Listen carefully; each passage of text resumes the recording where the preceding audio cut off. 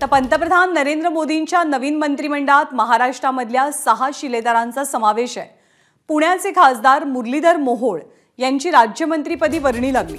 मुरलीधर मोहोळ पहिल्यांदाच पुण्यातनं खासदार बनलेत आणि आता थेट मंत्रीपदीही वर्णी लागल्यामुळे मोहोळ यांना लॉटरी लागल्याचं बोललं जात आहे। शपथविधीनंतर मोहोळ आणि त्यांच्या समर्थकांशी साधलेला संवाद पाहूया। अण्णांनी काही वेळापूर्वीच शपथ घेतलेली आहे। अण्णा, तो क्षण खूप सुंदर होता तुमच्यासाठी। खरं तर सगळ्या पुणेकरांच्या डोळ्यात तो एक अभिमान दिसत होता। हो, स्वाभाविक आहे, कारण हा सन्मान पुण्याचा आहे। हा सन्मान प्रत्येक पुणेकराचा आहे की 30 वर्षानंतर लोकसभेची निवडणूक जिंकल्यानंतर त्या माध्यमातून पुण्याला मंत्रिपद मिळणं हे खूप मोठा काळ होता आणि मला असं वाटतं की पुणेकरांच्या आता अपेक्षा वाढल्यात। शेवटी इतकी मोठी जबाबदारी मिळाल्यानंतर आता स्वाभाविकपणे कामाची जबाबदारी वाढली आहे, त्यामुळे पुण्याचाच नाही तर आता देशाची सेवा करायची संधी मिळते। अण्णांच्या आई सुद्धा आपल्या सोबत आहे। आई, तुम्ही पहिल्यांदाच दिल्लीला आलाय?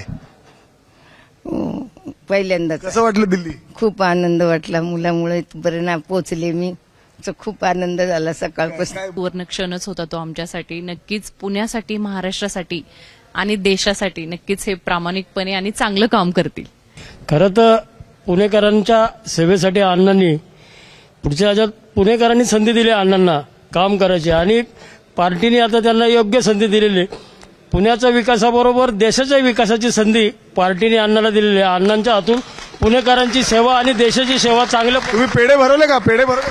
पेढे भरवले ना, निवडून आले त्यावेळेसही भरवले, आजही भरवले। हा सगळ्या कार्यकर्त्याचा सन्मान आहे, पुणेकरांचा सन्मान आहे। कार्यकर्त्यांना काय वाटतंय सगळ्यांना? काय अण्णा म्हणजे व्हिडिओ जर्नलिस्ट मानेसह मी मिकी घई, एबीपी माझा, दिल्ली। एबीपी माझा, उघडा डोळे बघा नीट।